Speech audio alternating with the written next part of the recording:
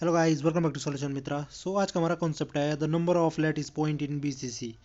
कि जो हमारे बीसीसी सेल होती है उसमें नंबर ऑफ लैटिस पॉइंट कितने होते हैं, 1 2 3 या 4। तो देखते हैं कैसे करेंगे। सबसे पहले तो बीसीसी का मतलब जो होता है वो होता है बॉडी सेंटर्ड क्यूबिक स्ट्रक्चर।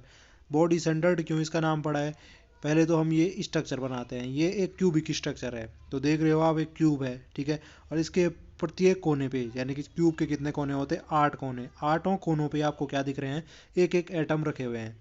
और हमारा इसका नाम बॉडी सेंटर्ड बनने का मतलब इसीलिए पड़ा ये, क्योंकि इसके जो बॉडी है उसके सेंटर में क्या होता है, एक एटम होता है। यानी कि इस क्यूब के बीच में आप एक एटम रख लो, तो इसीलिए ये नाम पड़ा इसका बॉडी सेंटर्ड क्यूबिक स्ट्रक्चर। अब देखो, जब भी हमारे पास 8 कोनों वाला लैटिस रहती है हमारे पास, तो हमें अगर उसके लैटिस पॉइंट देखने हैं कि कितने लैटिस पॉइंट हैं, तो कैसे फाइंड करेंगे हम। हमारे पास जो फॉर्मूला होता है वो एन इफेक्टिव फाइंड करने का, वो हो जाता है 1/8 एन सी यानी number of atom at centre, sorry corner, plus half of N F यानी number of atom at faces, और प्लस 1 × NI हो जाता है, यानी नंबर ऑफ एटम इनसाइड। ठीक है, ये यहाँ पे आप वैल्यू पुट कीजिए, आपके पास एन इफेक्टिव आ जाएगा। अब देखो कैसे भाई, यहाँ पे देखो, सबसे पहले हम बात करते हैं आपका, किसकी बात करते हैं, 1/8 और एन सी कॉर्नर। कॉर्नर पे देखो कितने आपके एटम है, 1 2 3 4 5 6 7 8 एटम है।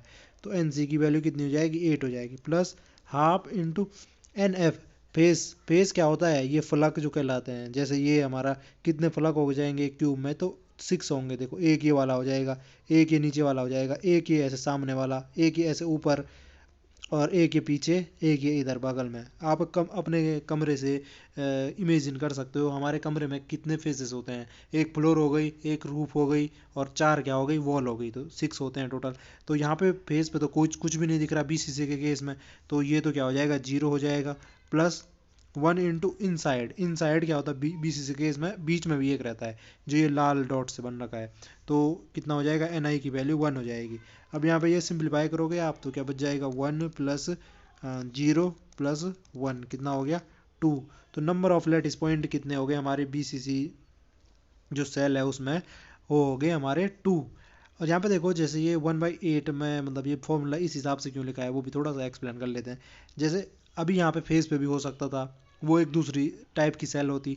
यहाँ पे जैसे कॉर्नर पे है, तो 1/8 क्यों किया, क्योंकि जो ये एटम है ना, ये एक 3D स्ट्रक्चर है।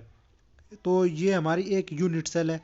इसी के जैसे इसके बगल में एक और होगी, इसके इधर की तरफ एक और होगी, इसके इधर ऊपर भी 4 होंगी। ऐसे ही दो, 2 या 3, हाँ 3 ऐसे नीचे में हो जाएंगी, 3 4 3 7। यानी कि ये जो एटम है ना, ये 8 जो हमारी सेल्स हैं, यूनिट सेल, उनसे क्या हो रहा है, उनमें आपस में डिवाइड हो रहा है। यानी कि 8 के 8 में क्या कर रहा है, ये पार्टिसिपेट कर रहा है, 8 के 8 कॉर्नर पे हो रहा है।